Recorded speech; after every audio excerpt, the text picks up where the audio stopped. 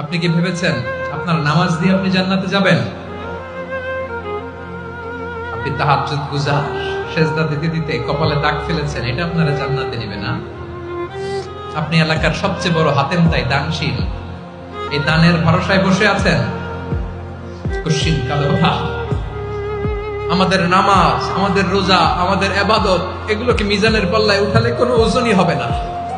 তবে আমাদের একটা কৌশল জানা আছে, আমরা আল্লাহর রহমতের ভিখারি। আমরা সেদিন আগেই গুনার স্বীকৃতি দিয়ে দেব।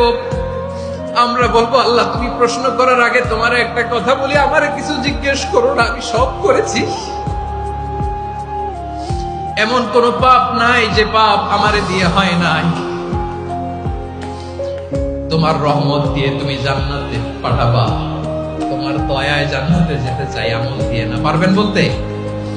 কিয়ামতের দিন আমরা বলবো, আল্লাহ আমার আমল দিয়ে জান্নাত চাই না, আমি তোমার দয়া দিয়ে জান্নাত চাই। তোমার দয়া ছাড়া আমার কোনো উপায় নাই।